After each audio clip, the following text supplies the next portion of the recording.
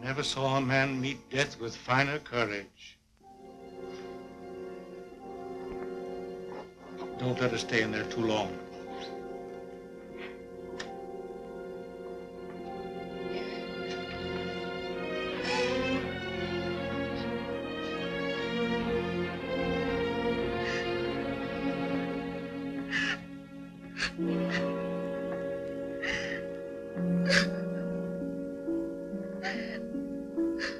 Dearest,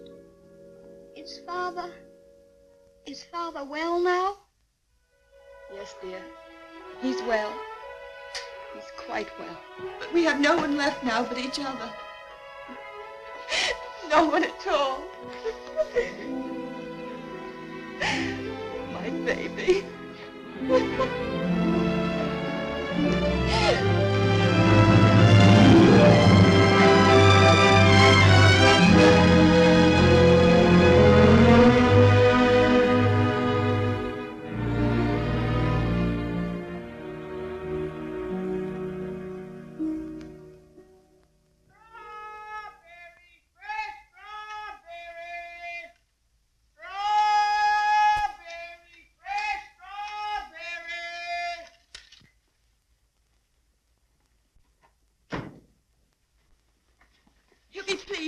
Won't he? Ach, the darling.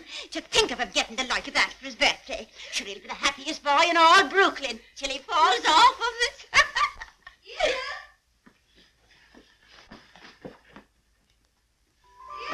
All right, Ceddie. Oh, dearest. Look. Mary's brother, Michael, has made it for me. And Mary's given me this book. It's The Adventures of Robin Hood and His Merry Men. Listen. Back varlets, touch maid Marian at your peril. However many you be, I defy you all. See, dearest, you're maid Marian, and I'm Robin Hood. They crowd around you. I'll never leave your side, however many there are. Oh. Now, dearest, you cry out, help me, Robin Hood. Help me, Robin Hood. Help. Varlets, no, I've got... Help. There.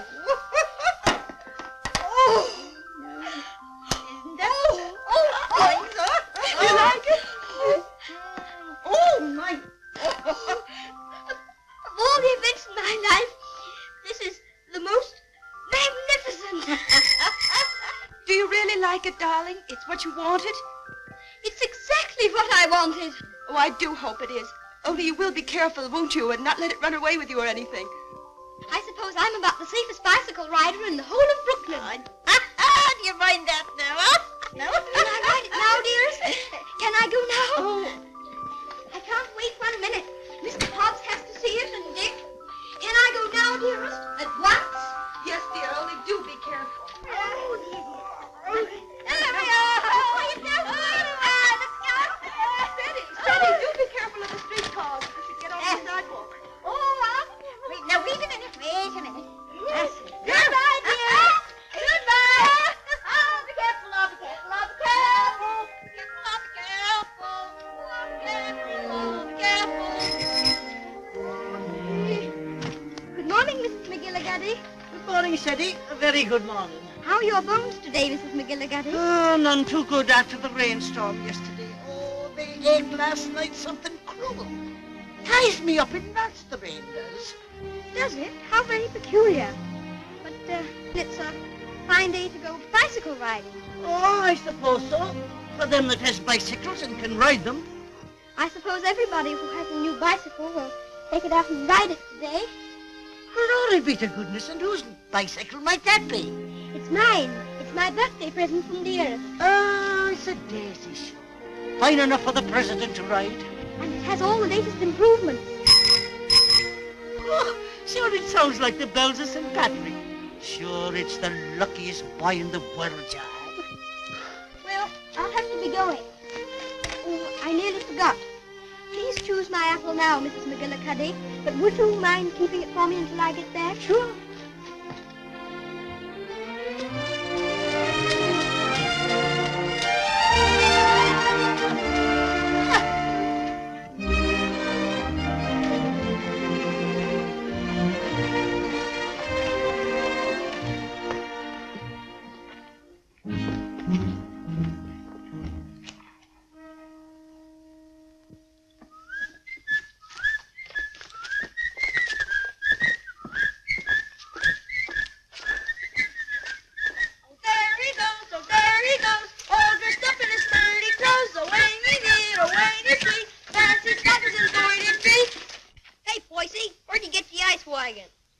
goodbye, please. Give us a little ride, will you, bub? I'm sorry, no. Scared I'll get it dirty? No, but I'd rather ride it myself. Hey, English, when'd you get back from dear old London? I'm not English. I'm an American. Now, where'd you get that kind of gab? My father was English, if it's any of your affair. Ooh, does your mother know you're out? Don't you dare talk about my mother. Mama's pet, Mama's pet, Mama's pet. I think you'd better take your hand off that wheel. Want to make anything out of it? I want to make you get out of the way. You don't dast, you sissy cat.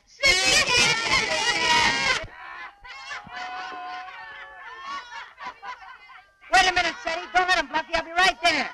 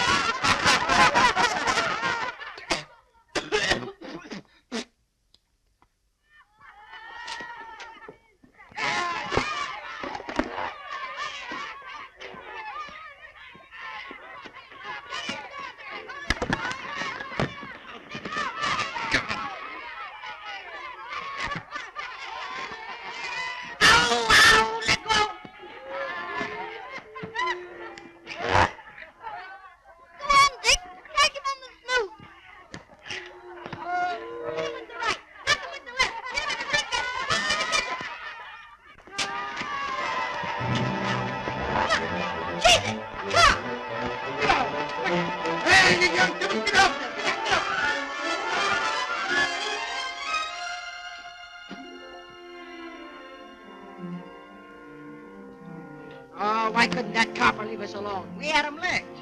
Thanks terribly for coming to my rescue, Dick. Nix, that makes us even for me giving you the mumps.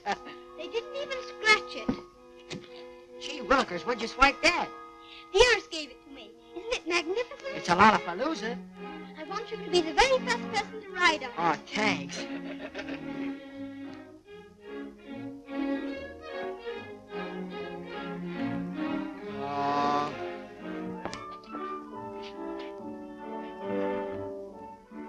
Thank you very much for your assistance, Mr. O'Brien. It's a pleasure, Freddie, my lad. Of course, I think we might have won anyway. Sure, and don't I know it? But I had to keep you from committing murder. I tell you what, Dick. I'll just go once around the block, and then you can ride it down to Mr. Hobbs' store. Make it later, 'cause right away I gotta go see my brother Ben off. He's going out west. Who is he? Where? Texas? No, Chicago. Oh, that'll be splendid. Riding mustangs and shooting bears. There's my brother Ben now. Come on, Dick. I've got to leave. Well, come on down to Mr. Hobbs' store as quickly as you can.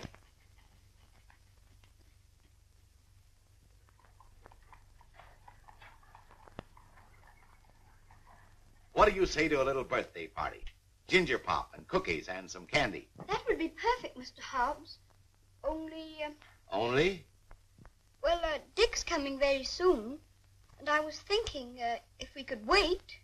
I guess there'll be enough to go around. There's a lump coming, I think. Quite a big one. What are you reading, Mr. Hobbs? That's the way they go on now. British aristocracy. I've got no use for 'em. Earls and marquises going around as if they was lords of creation, wearing their coronets. Did you ever know any marquises, Mr. Hobbs? Or earls? I should say not.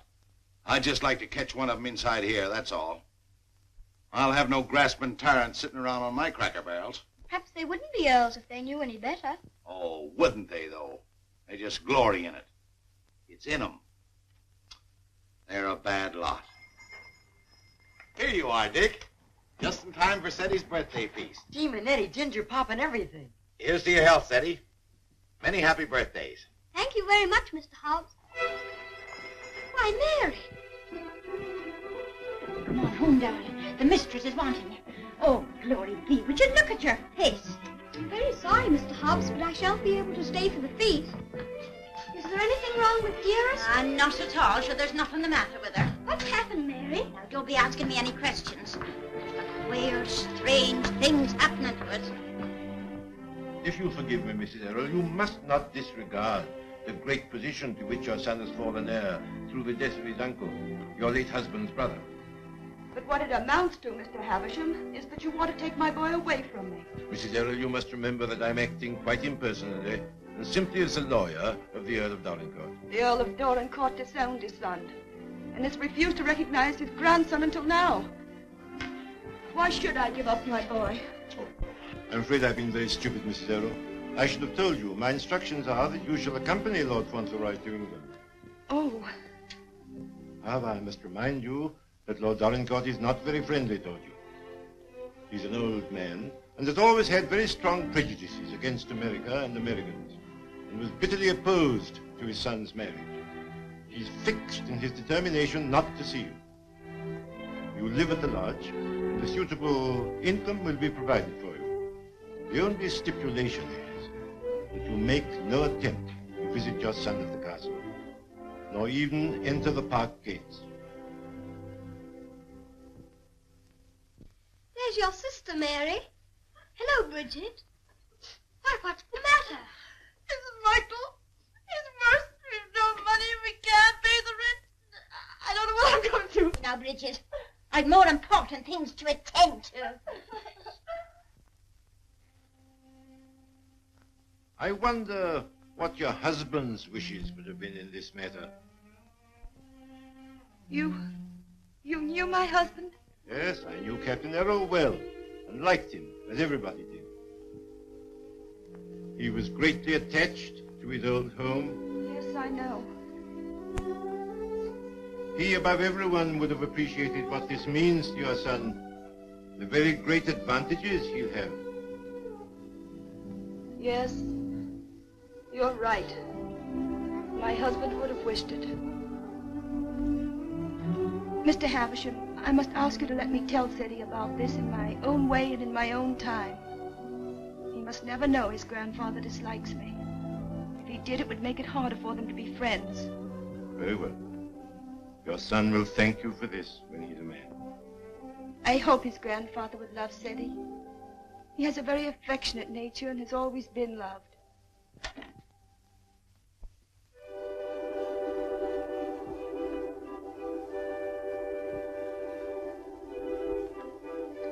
This is Mr. Havisham, dear, whom your grandfather has sent to see us, all the way from England. How do you do, sir? So this is little Lord Fauntleroy.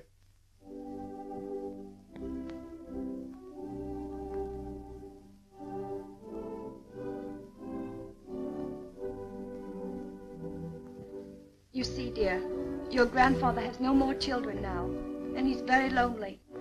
So he wants us to go and live with him in England. And because he's an earl, and you are his heir, you will have a new name, Lord Fauntleroy.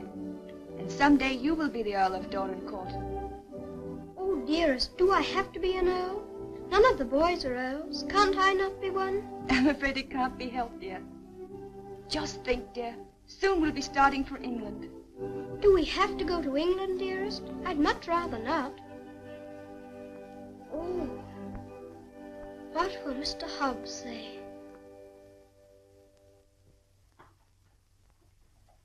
Anything else, ma'am?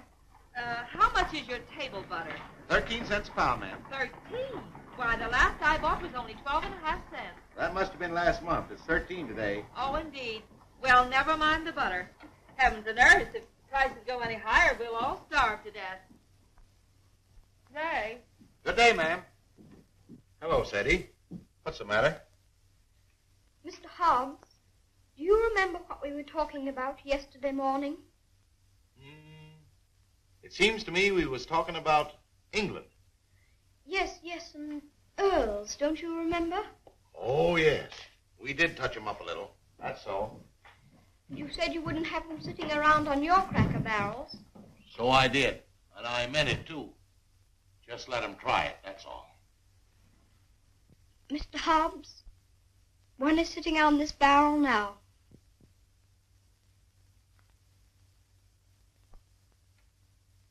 What? Yes, I am one. Or I'm going to be. I won't deceive you, Mr. Hobbs. It's the heat.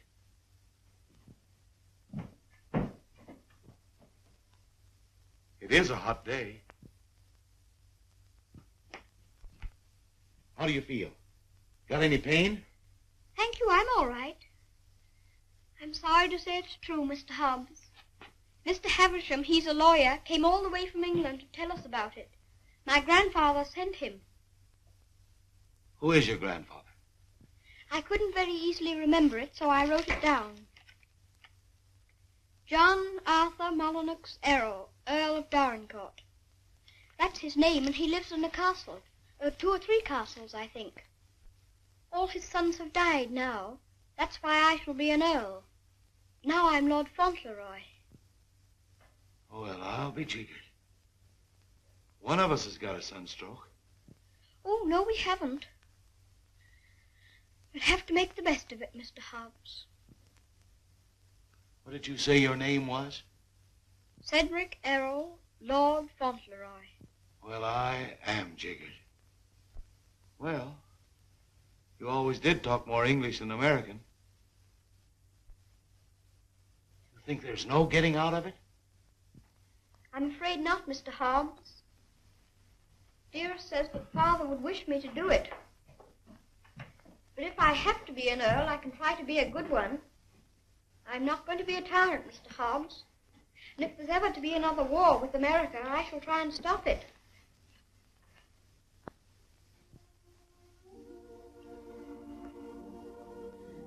England's a long way off, isn't it?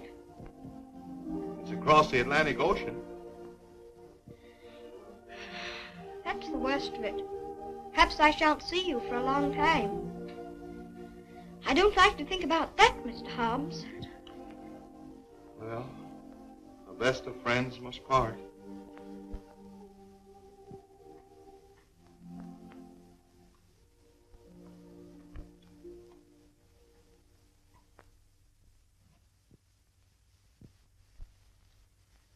I'm afraid, Mr. Havisham, our American food must seem very strange to you. A little, ma'am.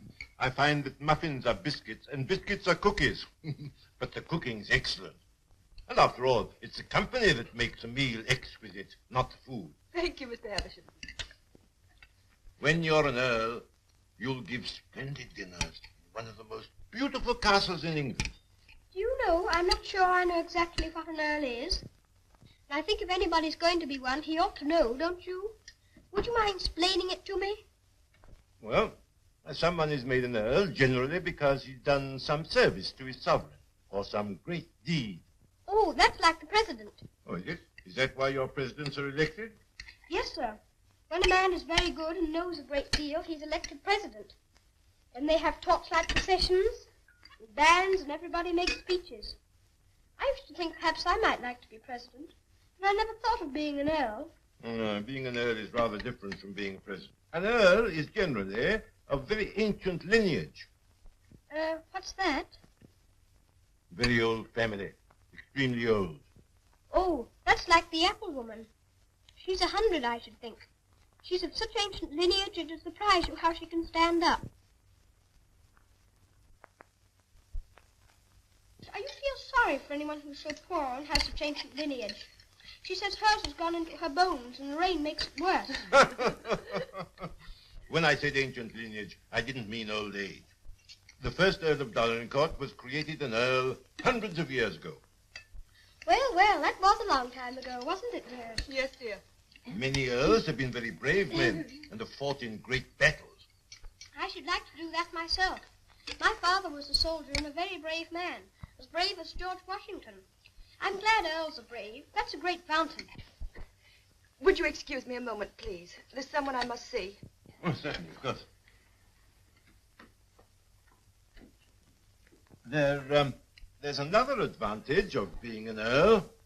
Some of them have a great deal of money. That's a good thing to have. I wish I had a great deal of money. Do you? Why? Well, there's so many things a person can do with money. If I were very rich, I'd buy the apple woman a little tent to put her stall in, and a stove. And I'd give her a shawl, because then her bones wouldn't feel so badly. And what else would you do if you were rich? I'd buy Dearest all sorts of beautiful things. Dearest? I call Mother Dearest because Father did. And there's Dick. And who's Dick? Dick's a bootblack. I'd buy him some new cloths, some brushes, and a new sign and start him out fair.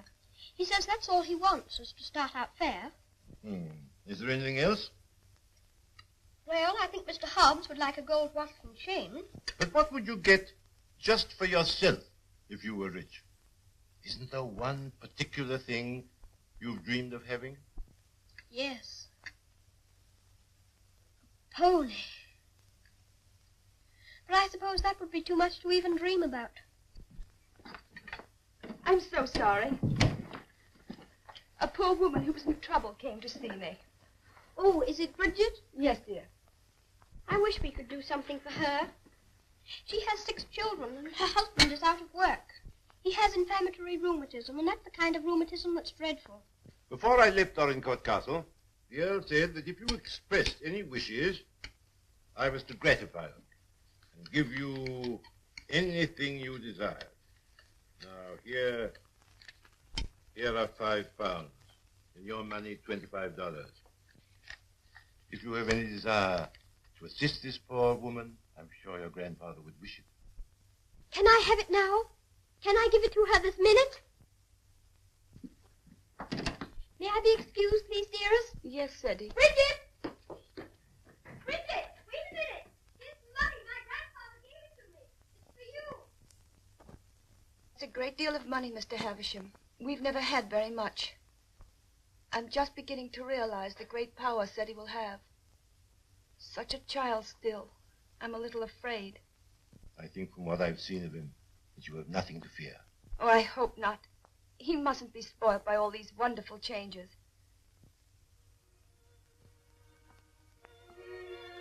She cried.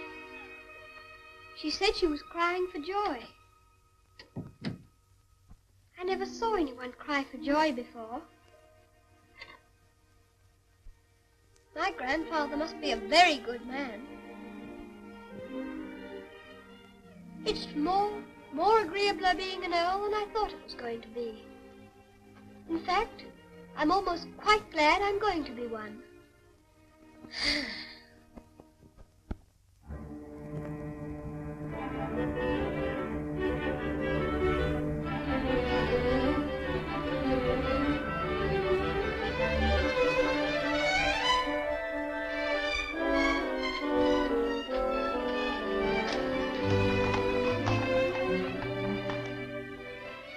We always liked that little house, didn't we, dearest? We always will like it. Yes, darling. Yes.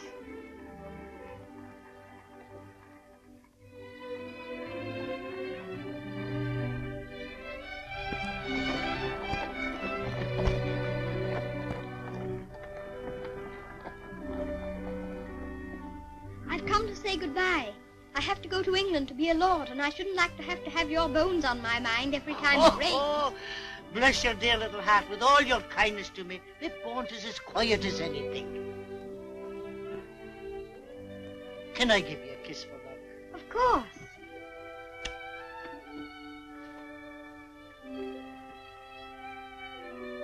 Here's an apple to eat on the boat. Thank you very much. Oh, no, darling. Why should you pay? As my late husband used to say, this one's on the house. Thank you again. Well, goodbye. Goodbye, darling.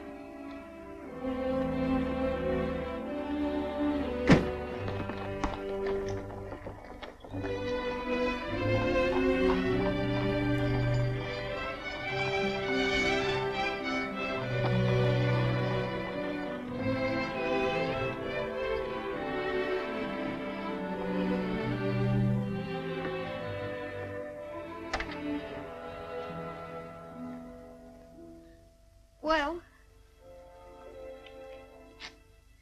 Well. Well.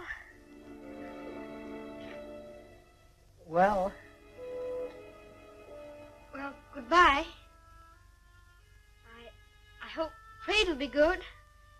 Gee, if trade gets any better, I'll be rolling around in diamonds and pearls. That would be splendid, wouldn't it? I hope you have every sort of luck and happiness. Thanks, same to you, and I hope you think about us sometime when you're way over there, as they say, on foreign Searl. I'll think about you all the time. And I'll write to you. And you must write to me. Here's where you send your letter. Gee, I wish you wasn't going away. Thanks, mister, for all the swell things you've done for him. He certainly deserves it. He's a game little kid. Gee, I almost forgot. Here, I bought this for you. It's a handkerchief. You can use it when you get among them swells. Oh, Dick, it's beautiful. It's extraordinary. I'll use it always. Thank you, Dick. Thank you very much. Well, goodbye. Well, goodbye.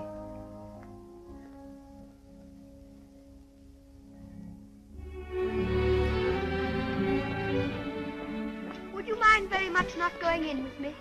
I think this time I'd better be alone. Certainly, I quite understand.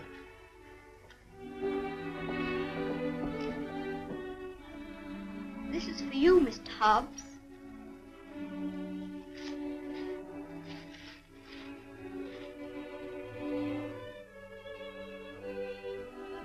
It'll look fine when you're smoking it.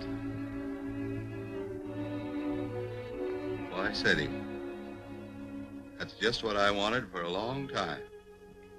This is my real present, Mr. Hobbs.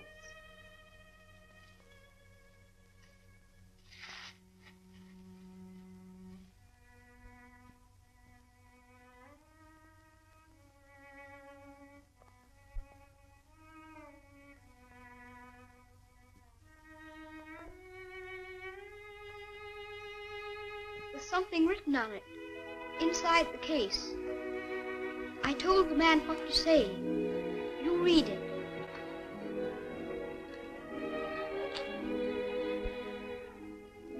From his oldest friend, Lord Fauntleroy, to Mr. Hobbs. When this you see, remember me.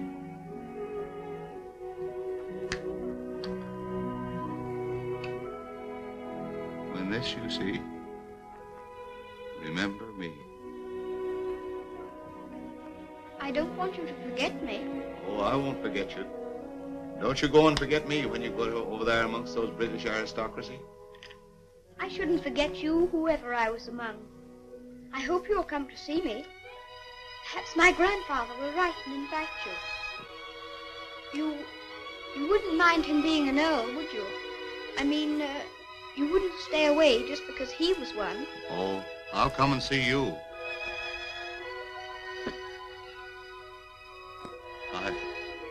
I won't be able to help myself.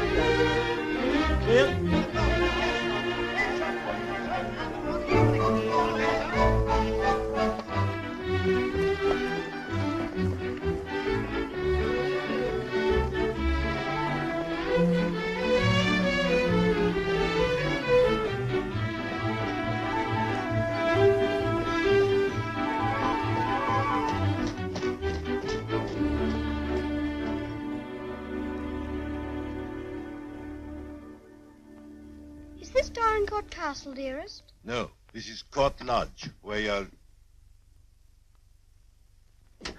Here's Mary. We had a splendid time in London, Mary. I'm so glad you came before us, Mary. We don't feel so strange finding you here to welcome us.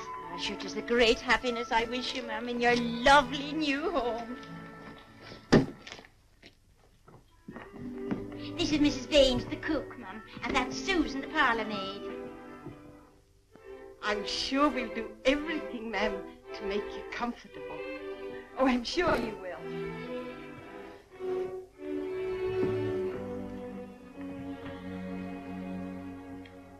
I must say goodbye. The carriage is waiting to take me to the castle. I must tell the Earl of your safe arrival. He needn't go tonight. I'd so like to have him with me my first night here. No, I'm sure Lord Dorincourt won't expect his grandson tonight. Tomorrow will be time enough.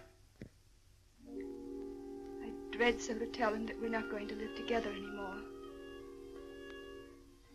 I'm a coward, I know, putting it off so long, but it's the most difficult, the most cruel thing I've ever had to do.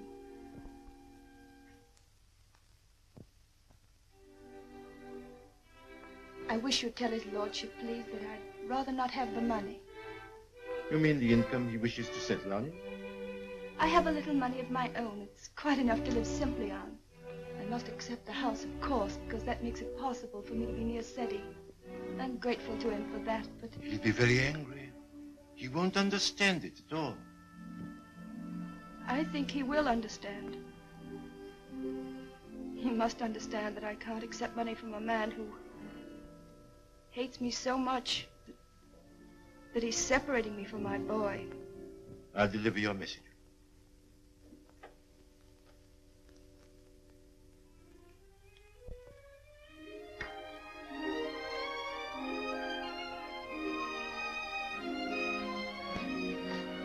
I think it's beautiful here. Don't you, dearest?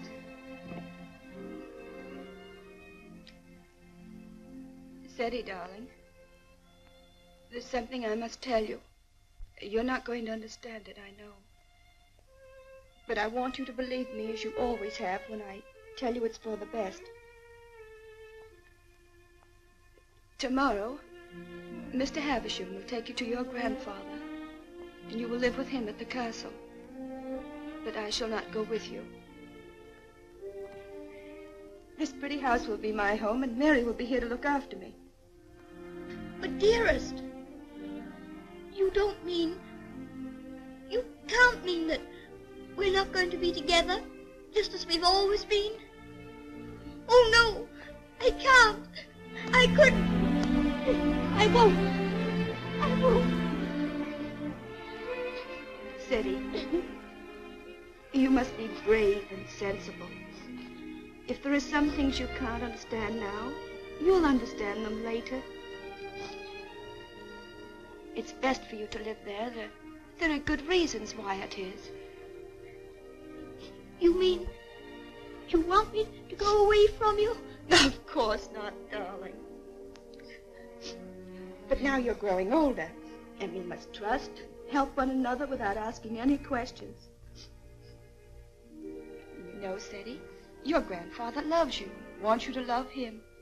He's so kind, he wants you to be happy and to make other people happy. But, dearest, I can't be happy without you. But you won't be without me all the time. I'm not far from the castle here. You'll run in and see me every day. You'll love the castle. And there'll always be something new and interesting to tell me.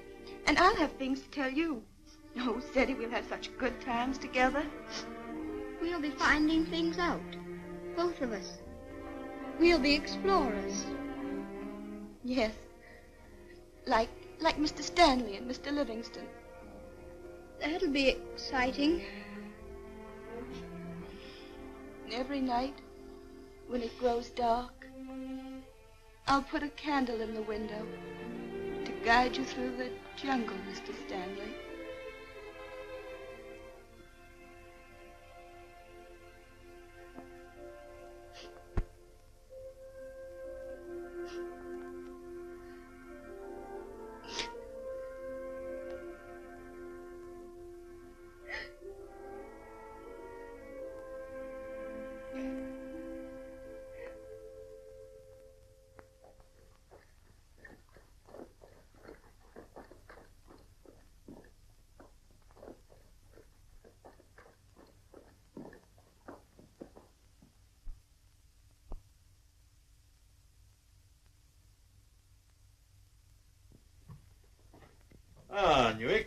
his lordship? In a rare mood this evening he is. He told me to evict all the tenants if they weren't paid up. Oh, I dare say that'll be a job to your liking.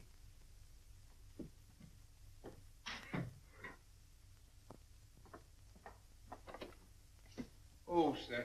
Ah, Purvis. Glad to see you again. Very glad to see you, sir. Oh, idiot! Do what you're told. Bring what's ordered. Gout. Oh, yes, sir. These last few weeks have been the worst I've ever known, sir. I'm surrounded by a lot of incompetent nincompoops. Shut the door, you blockhead! I can't stand him no longer, Mr. Purvis. He's too much for any man. Cursing and swearing and calling people out the names like he does.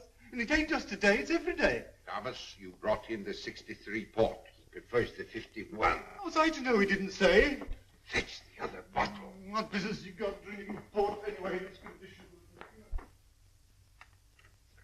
I can't feed and house every lazy lout in the parish, and I won't. You and your poor. I've had enough of them. But, my lord. Mr. Mordaunt is with him, sir. I said all I had to say, and now I say good night. Good day, my lord. Good day. Oh, how do you do, Mr. Havisham? Mr. Mordaunt. Mr. Havisham, my lord.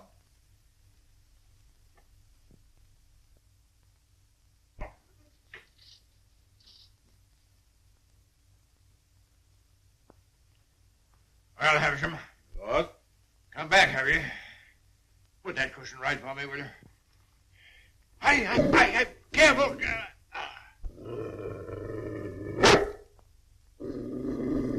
What's full of hot needles? Well, what have you got to tell me? Lord Fauntleroy and his mother are at Court Lodge. They bore the voyage excellently and in good health. Ah. What else? His lordship remains with his mother tonight. I'll bring him to the castle tomorrow. Oh, go on. Tell me everything. What sort of a lad is he? Never mind about the mother. What sort of a lad is he, I say? It's rather difficult to judge the character of a child of 9. A fool, huh? Clumsy cub. I don't know much about children, but I thought him rather a fine lad. Healthy? Well grown, eh? Apparently healthy, quite well grown. Straight-limbed, well enough to look at. Rather handsome, my lord, as boys go. Ah. Although I'm scarcely a judge. I dare say you'll find him a little different from most English children. Oh, no doubt of that.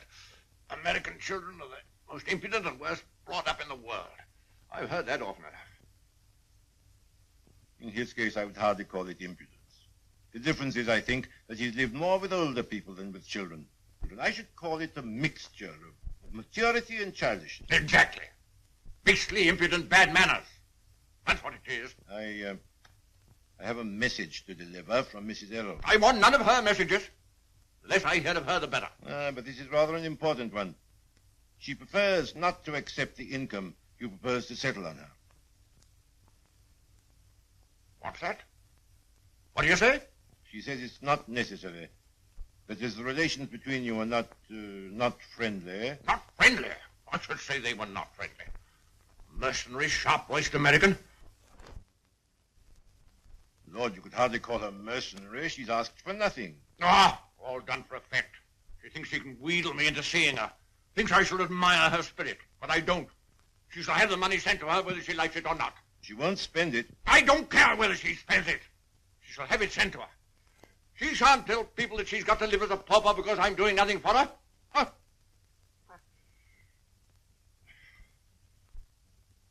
I suppose she's poisoning the boy's mind against me, too. No. I have another message that'll prove to you she's not done there. I won't care.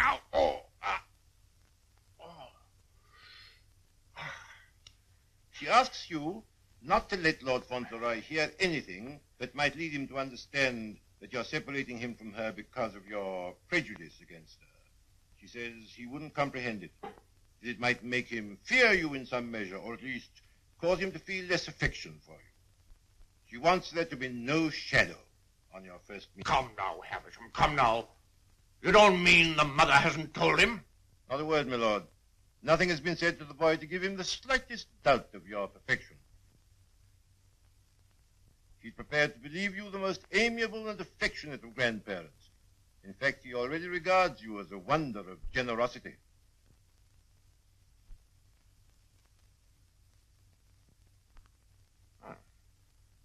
does, huh? I would suggest, my lord, that Fauntleroy's impressions of you depend entirely upon yourself.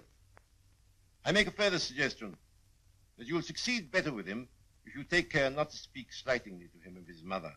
The boy's only 9. Nevertheless, those 9 years have been spent at his mother's side. She has all his affection. So he thinks me generous, eh?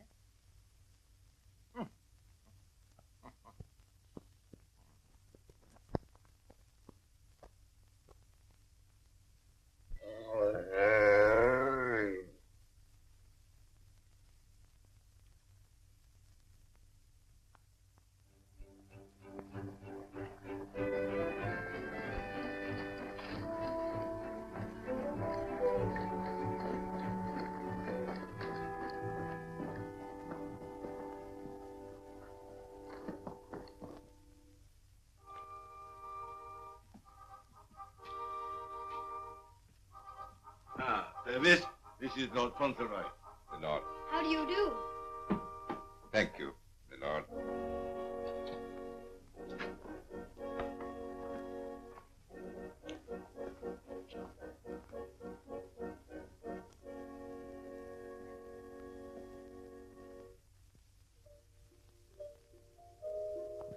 My lord.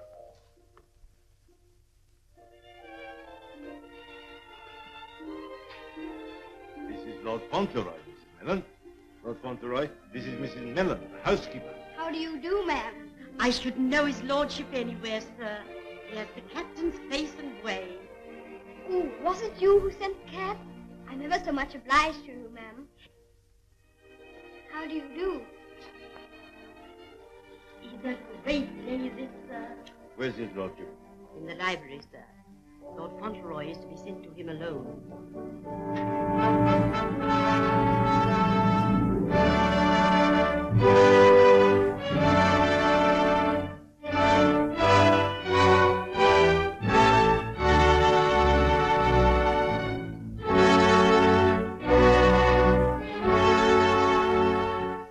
Lord Fauntleroy, my lord.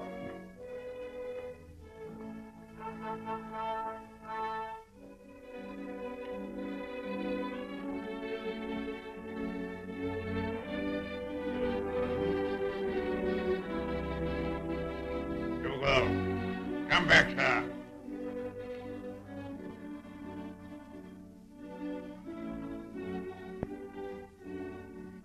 How do you do, sir?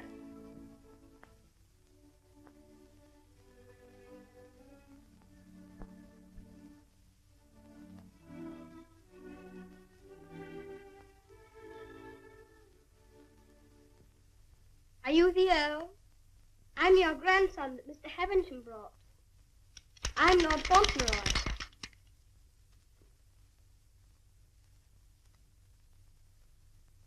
I hope you are quite well. I'm very glad to see you. Ah, you're glad to see me, are you? Yes, very.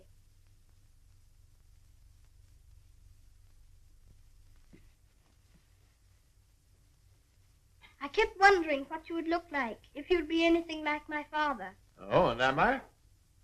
Well, I don't think you are, very. You're disappointed, I suppose. Oh, no. Of course you would enjoy the way your grandfather looked, even if he wasn't like your father. You know how it is yourself about admiring your relations. Eh? I'm not sure that I do. Oh, any boy would love his grandfather, especially one who's been as kind to him as you've been. Oh, so I've been kind to you, have I? Yes. I'm ever so much obliged to you about Bridget and the apple woman and Dick. Bridget? Dick? Apple woman? They were particular friends of mine. You know, they were the ones you gave me all that money for. The money you told Mr. Havisham to give me if I wanted it. Oh, the money you were to spend as you liked, eh? So you spent it all on these people, did you? Bridget, Dick, and the apple woman. Yes, and I gave Mr. Hobbs a gold watch and chain and a pipe. I put some poetry in the watch. It was, "When this you see, remember me." I'm going to miss Mr. Hobbs very much. Who is Mr. Hobbs? He was our grocer. Fancy vegetables and groceries, you know. He's my closest friend. Mr. Hobbs is a very clever man. Do you know he can recite the Declaration of Independence right through? Oh. What's the matter? I just remembered you might not like to hear about the Declaration of Independence. I forgot you were an Englishman. Huh? You forgot you were English too, didn't you? Oh, no, I'm an American. You are English. Your father was an Englishman. I was born in America. You have to be an American if you're born in America. You don't... I beg your pardon for contradicting you. Mr. Hobbs says that if there's ever to be another war, that I should have to be an American. But I promised him that if there were to be another war, I should try to stop it. You would you? Dinner is served, my lord. Now be careful, man. Be careful. Careful, man, careful. Oh. Would you like me to help you? You can lean on me, you know. Once when Mr. Hobbs hurt his foot with the potato barrel falling on it, he used to lean on me. You think you could do it? I think I could. I'm very strong. I'm 9, you know. You lean on your stick on one side and on me on the other. Well, you may try. Just lean on me. I'll walk very slowly. Don't be afraid of leaning on me. I'm all right, if it isn't a very long way. You see that old fellow in red velvet? He was the 10th Earl of Dorincourt. King George I decorated him for services during the war with Spain and Austria. He was tremendously strong. He could bend a bar of iron between his hands. You get your strength from him. How very interesting. Did you ever try putting your foot in hot water and mustard? Mr. Hobbs used to. Arnica is a very good thing, too, they tell me. Ah, thank you. I'll try it.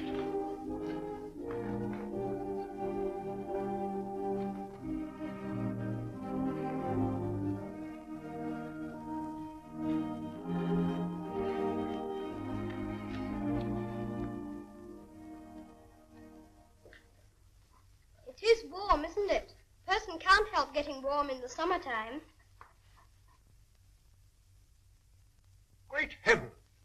What's that? It's a present from Dick. Isn't it beautiful?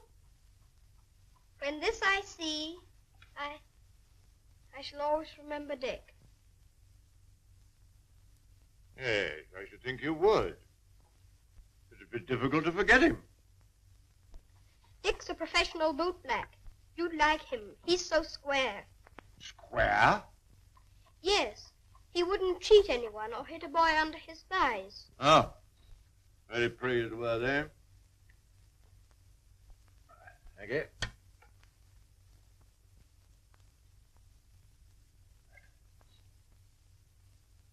What's the matter? Don't you like your soup? Oh, yes. I was just wondering. Wondering? Wondering what? You don't wear your coronet all the time, then? No. It doesn't become me. Mr. Hobbs said you wore it all the time. But after he thought it over, he said he thought you must take it off sometimes to put your hat on. Yes, I take it off occasionally.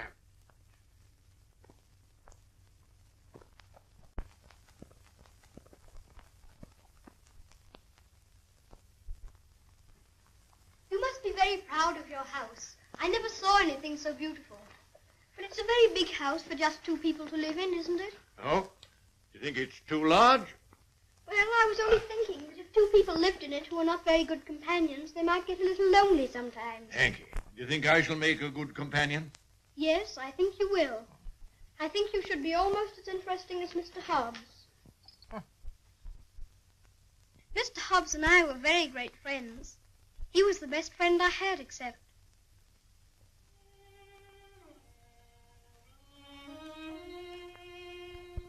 Fauntleroy, what are you thinking of? I was thinking of Dearest. Who is Dearest? She is my mother.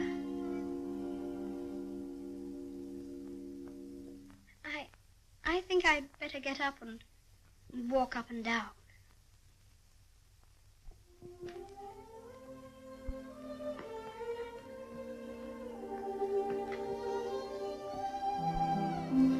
He's a very nice dog. He's my friend. He knows how I feel. How do you feel?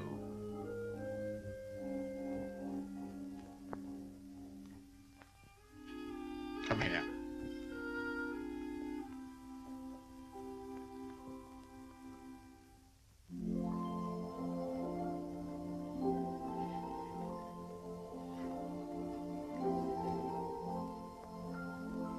You see, I never was away from my own house before.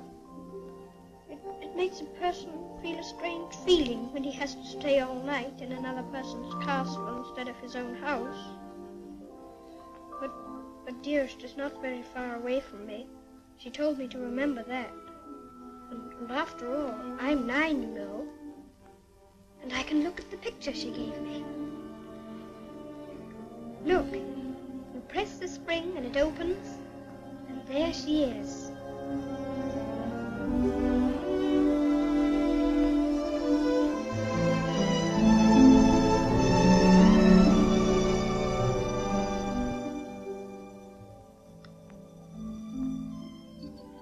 I suppose you think you're very fond of her. Yes, I do think so, and it's true. Mr. Hobbs and the others were my friends. But Dearest is my close friend. My father left her to me to take care of.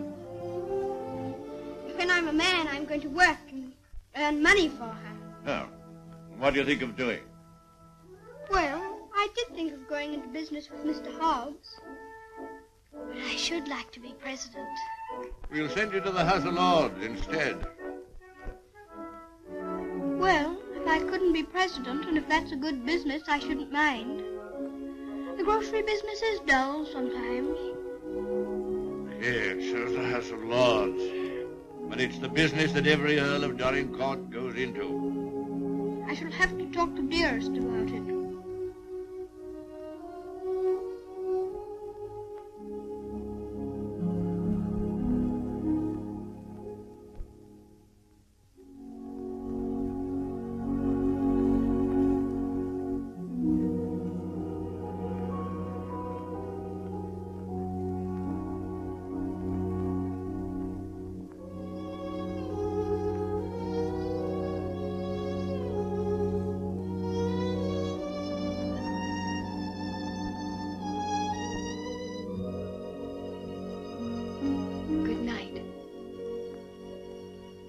Keep you all the night.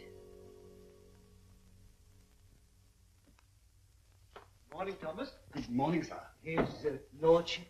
In the library, sir. And such goings on I never heard in all my life. Do you think it'd be all right for me to see him? Oh, yes, sir. He's expecting you.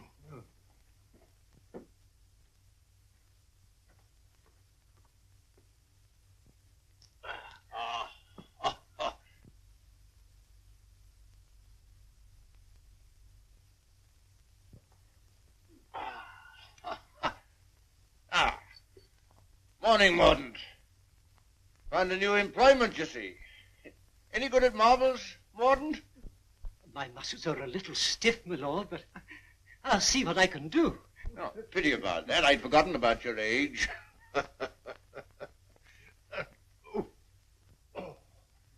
This is the new Lord Fauntleroy. Fauntleroy, this is Mr. Mordaunt, rector of the parish. I'm very glad to make your acquaintance, sir. I'm delighted to make your acquaintance, Lord Fauntleroy. Well, what is it this morning, Mordaunt? Who's in trouble now? It's one of your tenants, my lord. Higgins of Edge Farm. York has told him that if he doesn't pay the rent, he must leave the place. He's a bad tenant. Always behind you, he tells me. He's devoted to his wife and children. If the farm is taken from him, they may literally starve. That's like Michael. Huh? I forgot we had a philanthropist here. Come here. What would you do in this case? Well, if I were very rich, I should let him stay and give him things for his children. Nonsense. You're Lord Fauntleroy. Time you learn to deal with these situations. You can write, can't you? Yes, but not very well. Well, go over to the desk and write Newick his orders.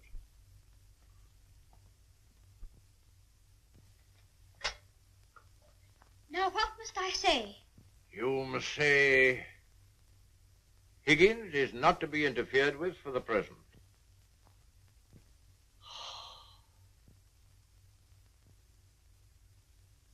And sign it Fauntleroy.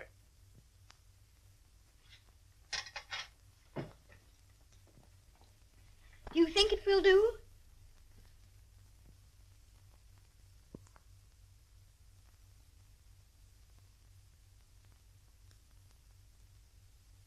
Yes. Higgins will find it entirely satisfactory. Mr. Hobbs always signed his letters that way, and I thought I'd better say please. Is that exactly the right way to spell interfered? Well, it's not exactly the way it's spelled in the dictionary, but... I was afraid of that. Yes, Higgins won't complain of the spelling. I think you must be the best person in the whole world. Don't you, Mr. Mordaunt? I shall write and tell Mr. Hobbs. Oh, what'll you tell him? I shall tell him I think you're the kindest man I ever heard of, and that you're always thinking of other people and making them happy, and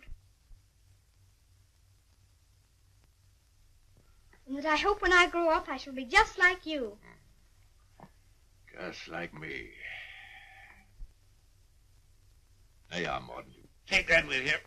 I will indeed. This is good news. Thank you, my lord. Oh, don't thank me. Thank Fauntleroy. Thank you. Goodbye, sir. Goodbye.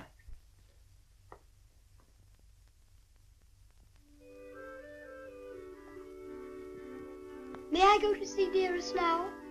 I think she'll be waiting for me. There's something for you to see in the stables first. Ring the bell. In the stables? If you please. I'm very much obliged, but I think I'd better see it tomorrow. She'll be expecting me all the time. Ah, very well. We'll order the carriage. And you don't care to see what's in the stables?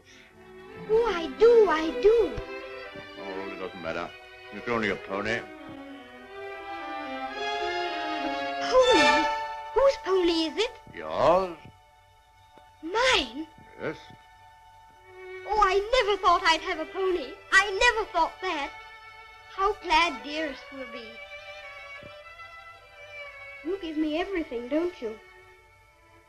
Wouldn't you like to see it? Of course I want to see it. I want to see it so much I can hardly wait.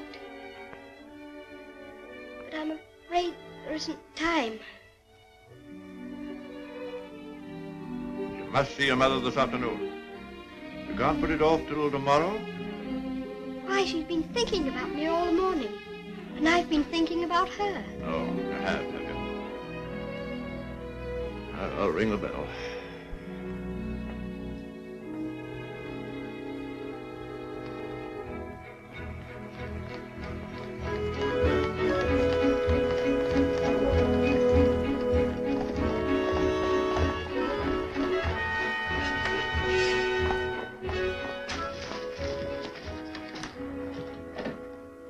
Let me give you your stick. Just lean on me when you get out. I'm not going to get out.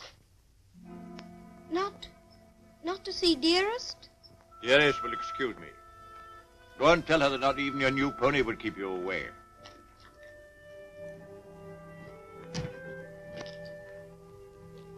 She'll be disappointed. She'll want to see you very much. I'm afraid not. The carriage will call for you as we come back.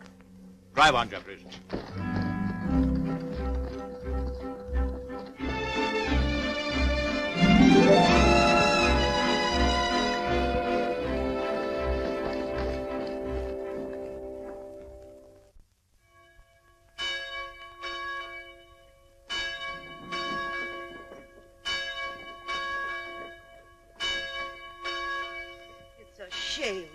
Parted from his own mother. Cook at Court Lodge was telling Sarah she'd never have worked for a sweeter lady than Mrs. Errol. The letter was written by the little gentleman his own self, signed with his name too. Fauntleroy, as large as life. The little treasure. Aye, that's the mother. Pretty young thing, too. Good morning, ma'am. Good morning. God bless you, ma'am. Thank you. Good morning, ma'am. Good morning. It's his lordship coming to services. That's a new notion.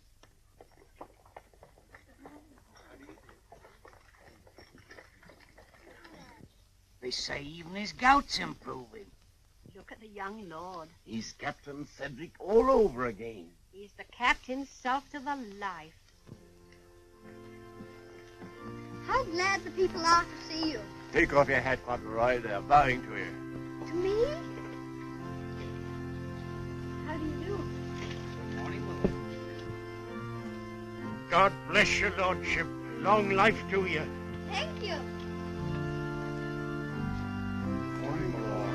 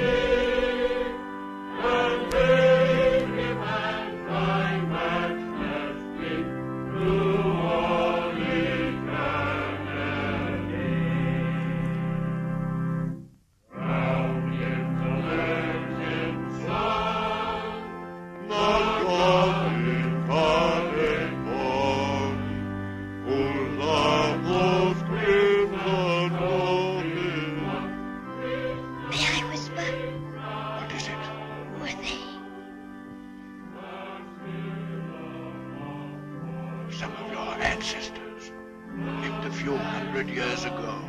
Oh, perhaps I got my spelling from them. Shepherding of Israel,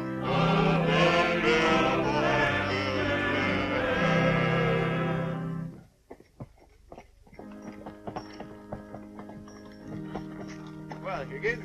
Oh, is this Mr. Higgins? Yes, I suppose he's come to have a look at his new landlord. Yes, my lord. I understand his young lordship was kind enough to speak for me, and I thought I'd like to say a word of thanks.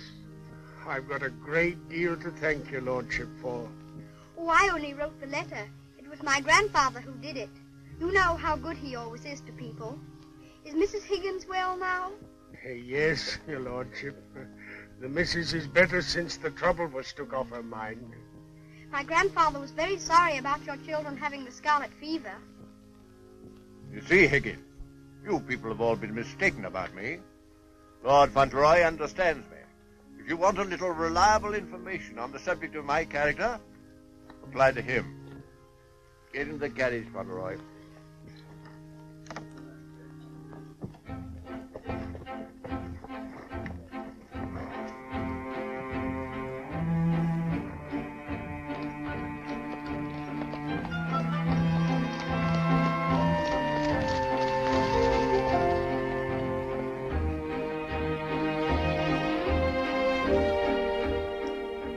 Miss your mother very much? Yes, sir. I miss her all the time. You don't miss her, do you? I don't know her. I know, and that's what makes me wonder. She told me not to ask any questions, and I won't, but see her almost every day, don't you? Isn't that enough? We used to see each other all the time. We could tell each other things without waiting. Well, don't you ever forget about her? No, sir, never. I shouldn't forget about you, you know. If I didn't live with you, I should think about you all the more.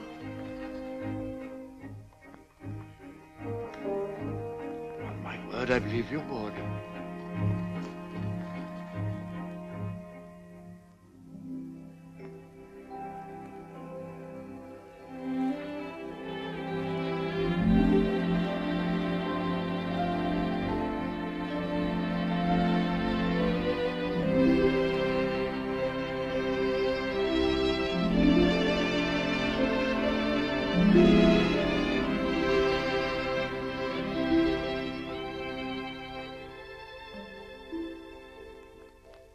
Such a good Earl, he reminds me of you. He is a universal favorite. Well, reminds me of you. Think of that now. He's known this Earl only a little while, and we was lifetime acquaintances. I don't know as I want him to be reminded of me by this Earl. They've been using influence on him, I bet you. You're right. They got twisty ways, those aristocrats. They'd wheedle their little finger around your heart as soon as look at you. All for their own purposes, mind. It's a pity they're making an oil out of him. Yeah. He would have been a shining light in the grocery business. A shining light. Do you know any particulars about that stuff like castles and oils? No, not much. Except they're haughty and mean. Sure's a Jim Dandy letter he wrote. Almost as good as seeing him. Only it ain't, of course. Oh, he was a plum daisy of a kid. I bet you sometimes he wishes he was back here. I do. You lonely? Oh, not so bad. Where you living now? Oh, me and two other fellas, we got a room in a lodging house. The other two fellas, they get drunk and fighting, but it's cheap. Oh, that's no sort of a place for a lad like you to be living. Now, look here. I got a clean, dry loft over my stable, and there's an old bed you can have. Why don't you come here and stay?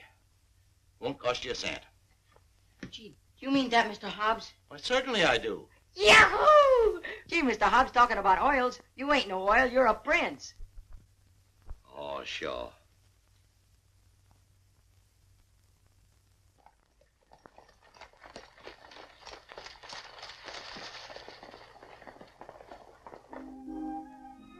I wonder whether he will have an American accent. My dear, won't it be interesting if he has the Dorincourt eyebrows?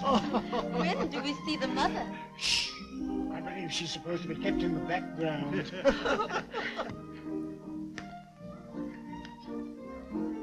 Well, Molyneux, is this the boy? Yes, Constantia, this is the boy. Fauntleroy, this is your great aunt, Lady Lorridaile. How do you do, great aunt? How do you do, young man? You're like your father. I loved him more than most people in this wicked world. Oh, did you know my father? Know him, of course I do. Oh, then you must meet Dearest. She will enormously like to talk to you about him. You see, I was the only one she could talk about him to who knew him. And I was so small when he was... Yes, Fauntleroy, this is your great-uncle, Sir Harry Lorridaile. How do you do, sir? Hear you're fond of horses. I'll confess to you, Constantia, that what you'll probably see for yourself. There's a risk of my becoming rather an old fool about him. Becoming? By the way, the mother, what does she think of you? I don't know. I haven't asked her. You must come over to Lorridaile Park one day and see us. There are some new cocker puppies in the kennels. You shall have your pick. Oh, thank you very much indeed, Uncle. Only Dougal might be offended. You see, he's very fond of me, and I really shouldn't like to hurt his feelings. Hurt his feelings. That's a good one. Did you hear that, Conner? Hurt his feelings. This is Miss Herbert Fauntleroy. I want you to be great friends with her. How do you do? Have you met Dougal? He shakes hands beautifully. Shake hands with Miss Herbert, Dougal. He's a great friend of mine. I like making friends, don't you? Yes, I do. May I be your friend? And Dougal. Oh, yes, if you please. Lumbago, Fortescue. Better, I hope. Thanks. Much better. I've known Dorincourt as well as anyone could know him for 35 years. And that's the first time he's ever bothered to inquire about my health. Most extraordinary. Havisham, you're late. What's kept you? Beg your pardon, my lord. I was detained by extraordinary news. News? What? What news? Not now, if you don't mind. Later, my lord, later.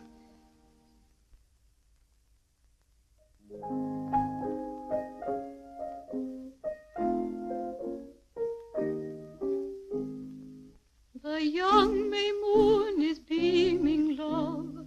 The glowworm's lamp is gleaming, love. How sweet to rove through Mourner's grove, while the drowsy world is dreaming, love. Then awake till rise of sun, my dear. The sage's glass will shun, my dear. Or in watching the flight of bodies of light, he might happen to take thee for one, my dear. Charming, charming.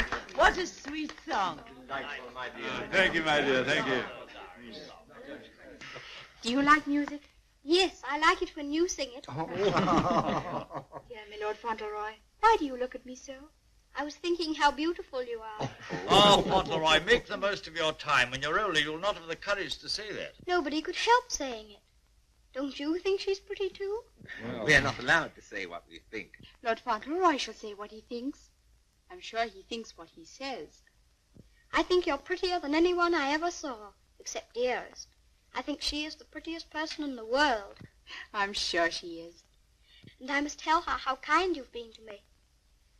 I never was at a party before, and I've enjoyed myself so much. Oh, I beg your pardon.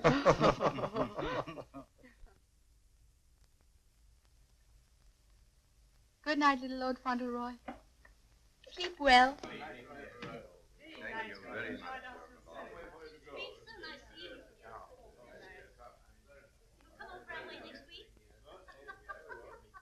Good night. So glad you came.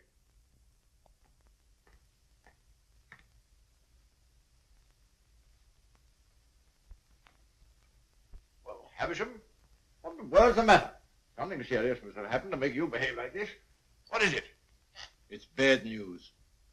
The very worst of news, my lord. I'm sorry I have to be the bearer of it. Why do you look at the boy so? You hang over him like a bird of ill omen. Has it anything to do with Fauntleroy? My lord, I waste no words. My news has everything to do with him. If we're to believe it, it's not Lord Fauntleroy who lies asleep before us, but only the son of Captain Errol. The present Lord Fauntleroy is the son of your boy Bevis, and at this moment is in a lodging house in London. What do you mean? You're mad. It's a lie. An abominable lie. If it's a lie, it's painfully like the truth. A woman came to my chambers this morning and told me that she married your son Bevis in London 11 years ago. She showed me the marriage certificate. The child was born shortly after Bevis deserted her and was taken by her to America. Oh, the woman's obviously an impostor. It's a trumped-up fraud. I'm afraid not, my lord. I saw the boy's birth certificate. She's, I'm afraid, a very ignorant person, but she's consulted a lawyer who advises her that her son is, of course, Lord Fauntleroy and the rightful heir. She demands that his claim be immediately acknowledged. I'll protest this to the last. I'll disown Bevis's boy.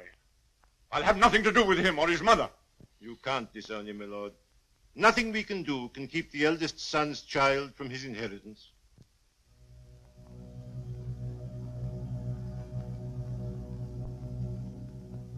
The woman you say is an ignorant, vulgar person, eh? She can hardly spell her own name. She's obviously uneducated and openly mercenary. And I objected to his mother. I suppose it's retribution. If anyone had ever told me I could be fond of a child, believe them. I always detested children. My own more than most. But I'm fond of him. Oddly enough, he's fond of me. You know, Havisham, I'm not popular. I never was. But he's fond of me. Never was afraid of me. Always trusted me. Yes, Havisham. He'd have filled my place better than I filled it. He'd have been an honor to the name. You rang, my lord? Take Lord Fauntleroy to his room.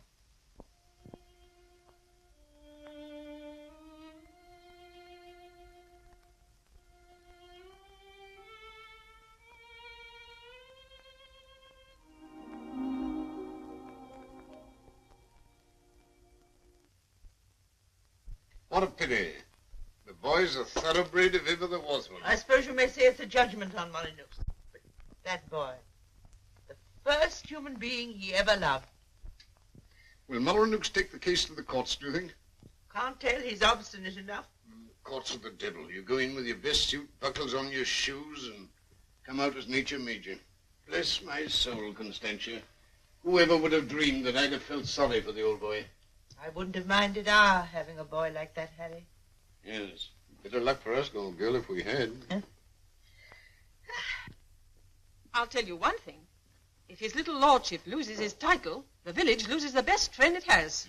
Aye, that's right. And I'll tell you another thing. It'll drive the Earl mad if this goes wrong for him. Why, he's been so proud of the boy, you'd hardly believe it if you knew him for what he was before. And the new one's no lady, that's sure. Bold-faced thing, that's what she is. A dark-eyed, brazen-faced wench. Is the Earl coming now with Mr. Havisham?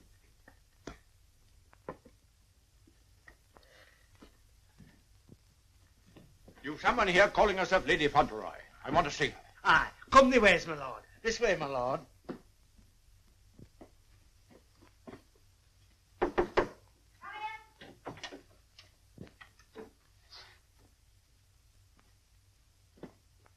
Earl of Dorincourt.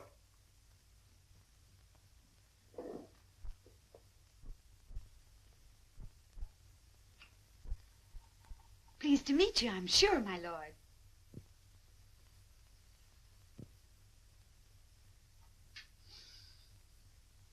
Bevis?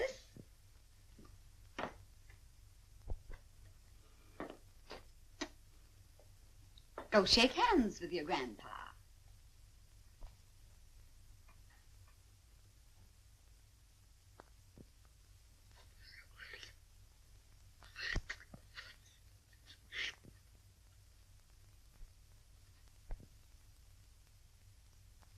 So that's the way you're going to treat your grandson, is it? Ah, you needn't try to look so fierce about it. He's your grandson, all right. Yes, my lord. We have proof of the young gentleman's birth. He is the son of the late Lord Fauntleroy. Allow me to introduce myself. Joshua Sneyd, at your service. My card. I've already had the pleasure of making Mr. Havisham's acquaintance. Lady Fauntleroy has placed all the evidence in my hands. I can assure you, my lord, it is sufficient to justify her case should it come into court. But may I suggest that we come to an arrangement and settle this matter amicably on a friendly basis? Friendly? Ha! Look at him staring at me as though I was dirt. Me, his own daughter-in-law. Oh, your son Bevis married me, all right. And a fine rotter he was. But he was the father of my boy, and I can prove it. Lady Fauntleroy, please. You may think you can fight me, but a lot of good it'll do you. They don't love you around here, and you know it. I've heard plenty about you and your dirty, snobbish pride. Plenty of pride you'll have when I'm finished with you. Unless you want to climb down off your high horse and get reasonable with your own flesh and blood. Lady Fauntleroy... You shut up! I'll stop at nothing, do you hear? I'll drag this case through every court in the land. I'll let the whole world know what you are. You and your precious son, Bevis, deserting me and his own child, a babe in arms. How I've suffered, heaven only knows. And you standing there looking at me and my boy as if we was scum. You ought to be ashamed of yourself. You say you married my eldest son. If that's proved to be true, the law's on your side. In that case, your son will be Lord Fauntleroy, and you will be provided for. But I warn you, the matter will be sifted to the very bottom. I'll only add that I want to see nothing of you or your boy as long as I live. After my death, you can, unfortunately, do as you please. Yes, you're exactly the kind of person that I should have expected my son, Bevis, to choose.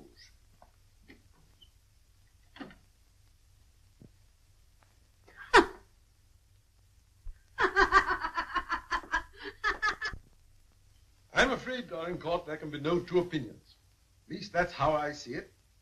You agree, Semple? Yes, I'm afraid we can see it no other way. But it's monstrous. That woman, that boy, are utterly unfit. Alas, the law can take no cognizance of such things. I sympathize, Dorincourt, more than I can say. Sympathize? What's the use of that? If we take it to the courts, you think there can be only one result? I'm afraid so. The birth certificate, everything we have, point the same way. If you take it to court, you'll have the expense and the notoriety, and only, I fear, one possible result. Perhaps the boy won't turn out so badly as you fear. Perhaps you can do something with him. That boy? That oaf?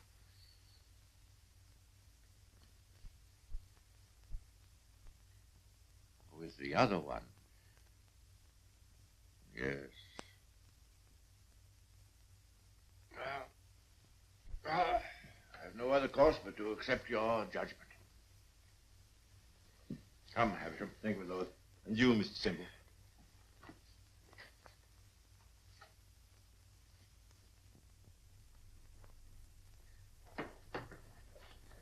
It's the Earl, ma'am.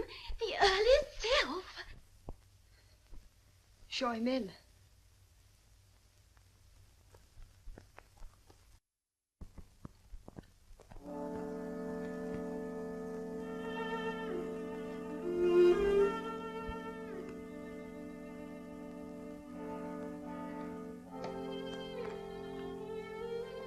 Mrs. Errol, I believe?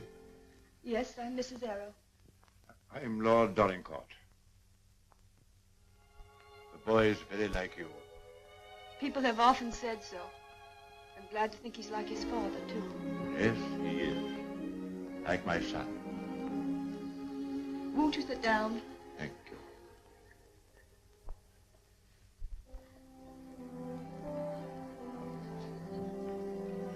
I've come to tell you that I've had the very best, the highest legal opinion. I'm sorry. This outrageous woman and her child. Perhaps she cares for him as much as I care for Ceddie, my lord. Her son is Lord Fauntleroy. Mine is not. Yes, I'm afraid you're right. Perhaps you would prefer that Ceddie should not be the Earl of Dorincourt. It's a very magnificent thing to be the Earl of Dorincourt, my lord. I know that. But all I care about is that Ceddie should be what his father was. Brave, just, and kind, always. A striking contrast to what his grandfather is, eh? I haven't had the pleasure of knowing his grandfather. I know my little boy believes. I know that Ceddie loves you. Would he have loved me if you told him why I didn't receive you at the castle? No, honestly, I think not. That's why I didn't wish him to know. Well, there are very few women who wouldn't have told him. Yes, Ceddie is fond of me. And I'm fond of him. I can't say that I was ever fond of anyone before. But he pleased me from the first. I'm an old man. I was tired of my life. But he's given me something to live for. More than that. More than that. I'm proud of him. I was satisfied to think that one day he'd be taking my place as head of the family.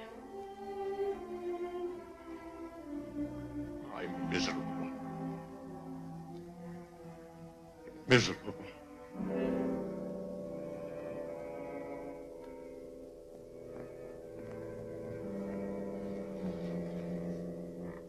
Please sit down. You've been so much troubled, you must be tired. And you need all your strength. Thank you.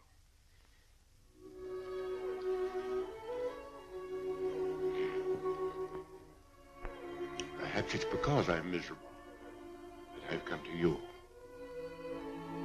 I used to hate you. I've been jealous of you.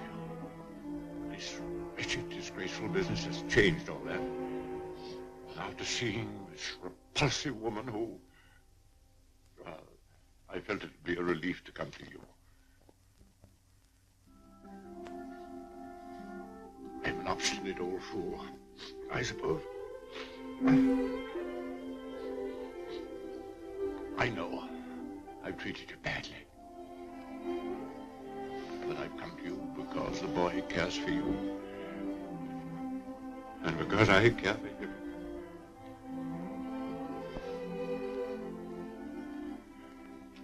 Treat me as well as you can. For the boy's sake.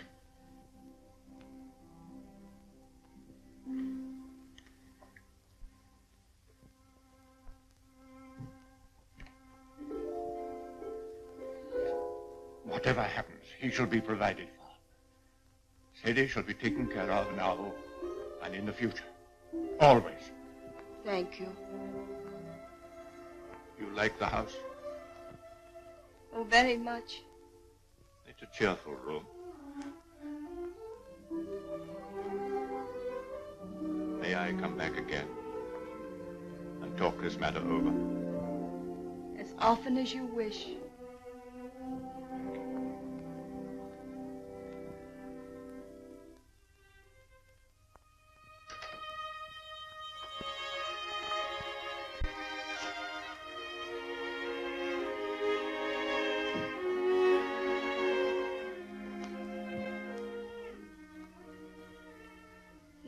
Bad news, haven't you? Yes. The worst. Then I'm not Lord Fauntleroy anymore, am I? No. She's beaten me. Then the other boy, he will have to be your boy now, won't he? Like I was? No. He'll have to live in the castle if he's Lord Fauntleroy, won't he? That common little brat shall never enter this place in my lifetime. I'll take care of that.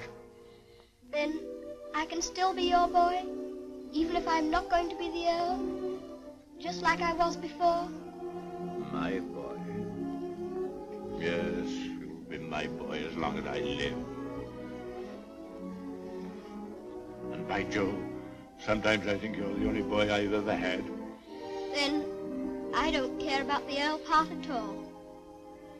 I thought, you see, that the one that was going to be the Earl had to be your boy. That I couldn't be. I shall never take anything from you that I can hold for you. Come what may, you shall have all that I can give. All. And Dearest? Will her house be taken away from her? No. You can take nothing from her. Nothing from either of you. Come. Time you were asleep.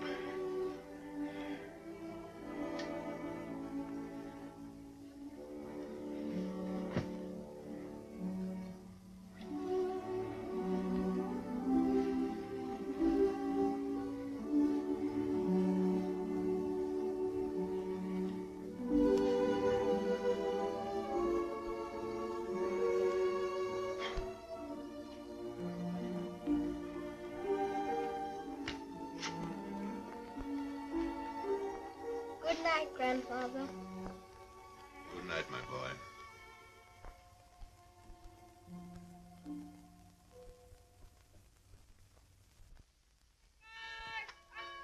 The aged Earl remains secluded in his castle and refuses to have any communication with the rightful heir. Oh, we know that stuff. They've been printing that for the past weeks. Is there anything new about Ceddie? Yes, here it says, the prospects do not look very bright For the false claimant, Cedric Errol of Brooklyn. Well, I'm jiggered. At last they've succeeded in robbing him out of being an earl. I thought you was against oils. So I am. Ain't it just like him? Cheating the poor kid out of his rightful estates.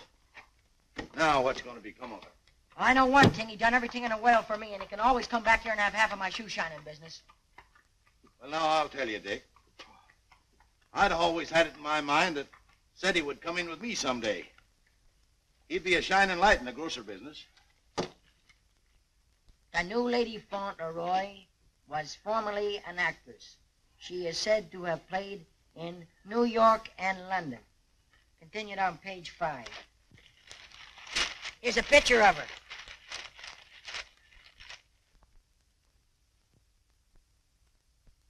Holy mackerel.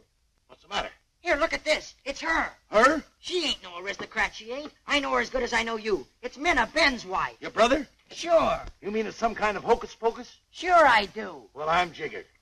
She was married before, but I never heard of her having no other kid but Ben's kid. You mean the one Ben went out to Chicago to look for? Sure. Maybe she had another kid in England. Maybe she did and maybe she didn't. We'd ought to do something about this. You're dead right we ought to. But we got to get the proper advice. Gee, I wished I knew Alderman Murphy. I know Alderman Murphy. You do? Yeah, come along. Let's go right now. Them Earls, they've always had a spite against us Americans ever since the Revolution. What a place. What a hole. I'm sick to death of it. Cooped up here, week in and week out with nobody to talk to. You're complimentary. I wasn't meaning to be. And grateful. You're getting your money, aren't you? Business is business, you know. Business. I'm sick of business. I want some fun. Why don't you go up to London for a while? London? Not on your tintype. Nothing but please that old devil up at the castle better than to see me clear out. Well, I'll stay here in this rotten country pub. You've lived in worse places in your time, I've no doubt. That's none of your business. You keep a civil tongue in your head or I'll hand you your walking papers. I wouldn't. What do you mean? Just what I said. I wouldn't try anything like that, Minna.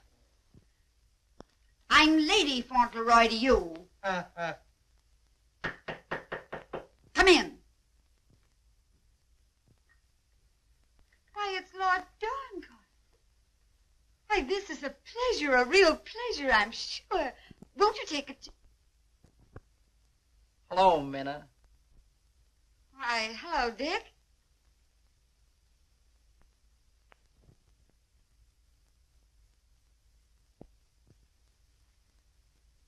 Hi, Ben. What are you doing here? Where have you been all this time? Do you know her? Funny if he didn't, seeing as how he was my second husband. Where's the child? What child? You know what child, our boy Tom. Oh, Ben. But you know, you must have heard. Someone must have told you. Told me what? It was pneumonia. Only 3 days and he was gone. It broke my heart. I meant to write you, but I didn't know where you were. If that's true, who is this boy you got with you? That's none of your business, Ben Tipton. Can I see him? No, you can't. Tell us, please, why Mr. Tipton should not see your boy. Oh, hello, Uncle Dick. Well, I'll be jiggered. You shut up! You're a dirty pair, you are. Coming all this way to spy on me, trying to do me hurt. I'll have the law on you for the way you're hounding me. You... Silence! Come here, Tom.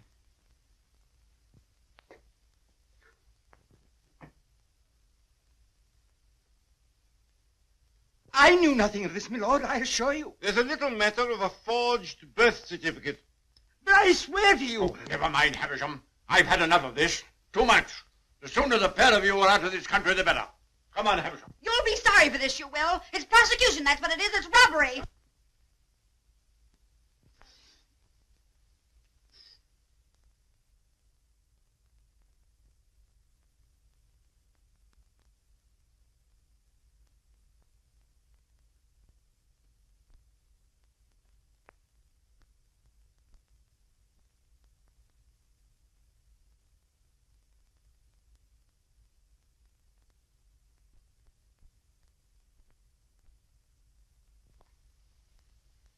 This will be somewhat in the manner of a museum, my lord?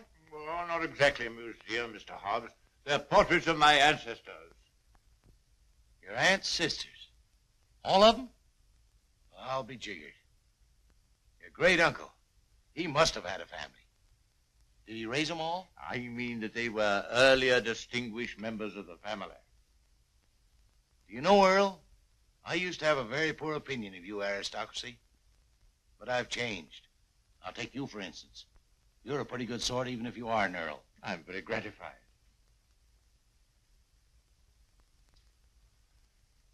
Bit gay, wasn't he? Yes, that's why I have the gout, Mr. Hobbs.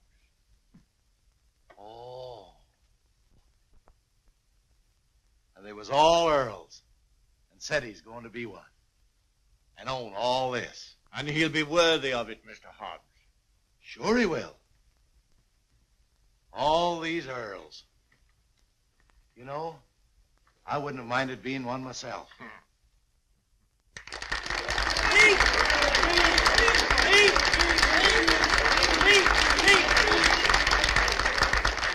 Thank you very much. It's such a lovely day. I always like having birthdays, but never one so much as this because you're all so kind to me. My grandfather wants everybody to be happy and comfortable, and I'll want it too when I'm grown up. I think that's all because I'm not very good at making speeches, but I must say that I'm very much obliged to you for liking my birthday. Ripping little nipper. Ain't he a daisy? I'll bet you boys elect him king someday. I didn't know the little fella could talk so good. Why, he makes a better speech than Alderman Murphy. By Joe. Well, I'll be jiggered. And I've another birthday present for you. Another one besides all the things this morning? Yes, the best of them all. Oh, dearest! Oh, dearest! Oh, dearest, I was wanting you here. I was wanting you here so terribly much. Were you, darling? Fauntleroy, your mother's come to live with us in the castle. To live with us? To live with us for always? Are you sure you really want me? We've always wanted you, but we weren't exactly aware of it. Well, Mr. Hobbs, it's so nice having you here with us. I dread to think of you ever going back to America. Not to live there. Not to live there. America's a good enough country for them that's young and stern, but there's faults in it. There's not an aunt's sister among them. Nor an Earl.